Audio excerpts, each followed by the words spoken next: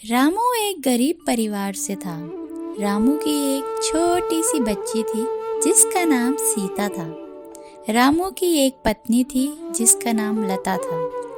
सीता बहुत छोटी थी।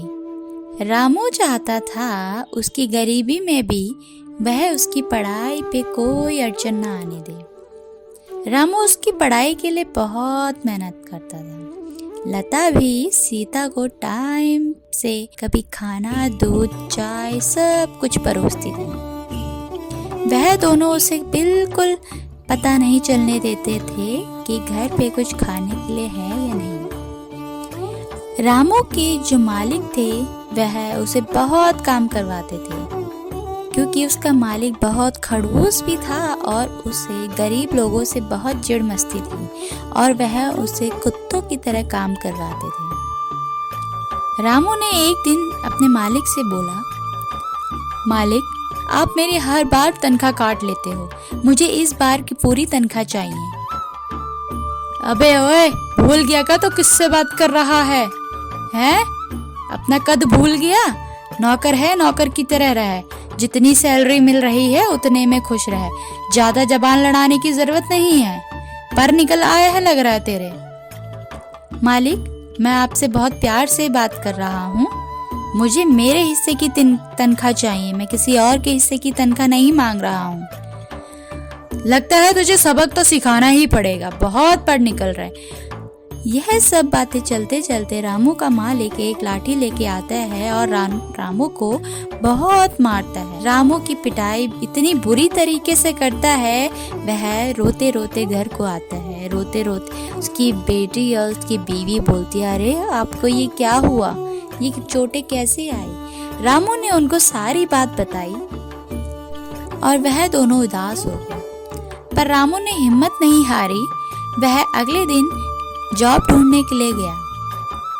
पूरा दिन निकल गया। रामू घर को आया पर उसे कोई नौकरी नहीं मिली।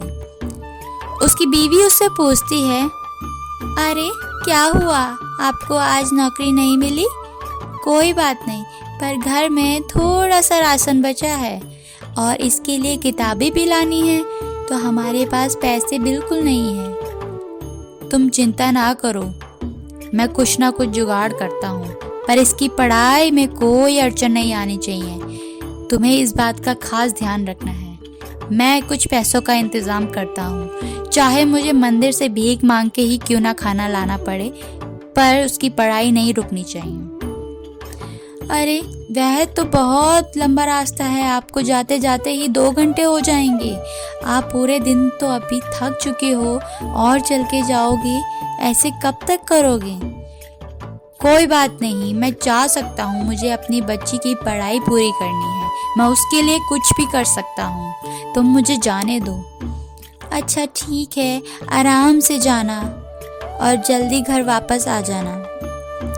रामू यह कह के चल देता है और वहीं मंदिर से अपने लिए खाना और अपने घर वालों के लिए खाना लेके वापस आता है। ऐसे ही कुछ दिन बीतते हैं, कुछ साल बीतते हैं। धीरे धीरे सीता की उम्र बढ़ती गई। अब सीता एक बहुत सुंदर सी लड़की में बदल गई थी। अब कुछ ही दिनों में उसके एग्जाम थे। वह कलेक्टर की पढ़ाई कर रही थी। उसका सिलेक्शन हो जाता है। यह सुनकर लता और रामू तो जैसे खुशी से पागल ही हो जाते हैं। पर सीता उनसे कहती है, पापा, मम्मी, आप दोनों पे मेरे को बहुत गर्व होता है। आप दोनों ने मुझे किस कंडीशन में पाल पोस के बड़ा किया, मेरी पढ़ाई पूरी करवाई, इसके लिए आप दोनों को बहुत धन्यवाद। बहुत खुश नसीब हूँ जो मुझे आप जैसे पापा मम्मी मिले हैं। यह सब सुनकर रामू और लता की आंखों में आंसू आ जाते हैं और इसी के साथ यह कहानी खत्म होती है। दूसरी कहानी के साथ फिर मिलेंगे, तब तक के लिए बाय बाय।